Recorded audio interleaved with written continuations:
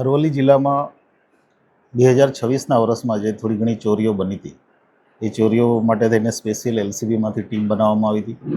Technical cell જે already કાર્યરત છે એને વધારે પડતો એક્ટિવ કરવામાં આવ્યો હતો અને બાતમીદારોના નેટવર્કથી સમગ્ર ટીમે છેલ્લા લગભગ 1-1.5 મહિનાની મહેનતથી કુલ 150 જેટલા સીસીટીવીના પોઈન્ટ ચેક કરેલા છે. લગભગ 25 જેટલા સરદારો ચેક કરવામાં આવ્યા છે.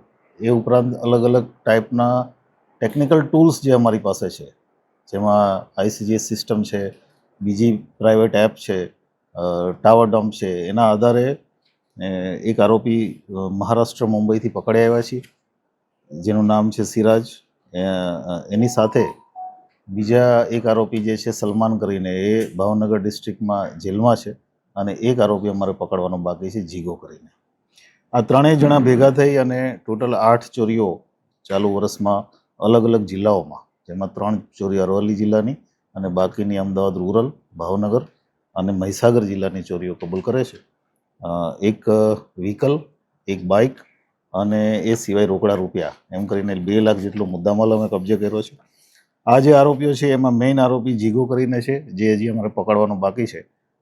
એની સામે ટોટલ 49 ગુના સમગ્ર ગુજરાતમાં અલગ અલગ જિલ્લાઓમાં દાખલ થયા છે. રીઢો ઘરફોડ્યો છે અને બાકીના જે બંને આરોપીઓ છે એ ગુજરાતની બહારના આરોપીઓ છે.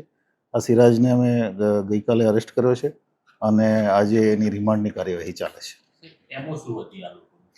આ લોકોની ઈમો જેટલી રસ્તા ઉપર દુકાનો હોય, અને એમાં પણ ખાસ કરીને કરિયાણાની અથવા તમાકુની દુકાન, એમાંથી જે સામાન એ લઈ જઈ શકે, જે પૈસા એને મળી જાય એ લઈ અને જતું રહેવાનું. અને આ લોકો ખાલી રોડ ઉપરની દુકાન છે એને વધારે ટાર્ગેટ કરતા હતા. દુકાનના તાળા તોડી, ગલ્લામાં જે વસ્તુ હોય, અને એની પાસેથી તમાકુ પણ અમે કબજે કરી છે. એ તમામ વસ્તુઓ લઈ અને આગળની જેટલી પણ દુકાન રસ્તામાં આવે એ બધી તોડી નાખવા. સાહેબ, આવા પ્રકારની ચોરીનું જે ડિટેક્શન થયું, પણ આવી ચોરીઓ ના થાય એના માટે પોલીસ શું કરશે? એક તો ડિટેક્શન એ જ મોટું એક એને પ્રિવેન્ટ કરે છે ચોરીને, પણ તેમ છતાંય આવી ચોરી ના થાય એના માટે પોલીસની વાહન ચેકિંગની કાર્યવાહી ચાલુ છે. પોલીસનું જે નાઇટ પેટ્રોલિંગ છે એને સ્ટ્રેન્થન કરી રહ્યા છીએ. નાઇટમાં અજાણ્યા વાહનો કે અજાણ્યા ઇસમો આવે તો એની સામે કેસો કરી રહ્યા છીએ. પણ હું જે આપને કહી રહ્યો છું એ જ કે એમાં જેમ ડિટેક્શન વધશે એમ ચોરીઓ વધારે કરી. ત્યારે જ ન્યૂઝરૂમ ગુજરાતની યુટ્યુબ ચેનલને સબસ્ક્રાઇબ કરો અને ઇન્સ્ટાગ્રામ અને ફેસબુક પર ફોલો કરો.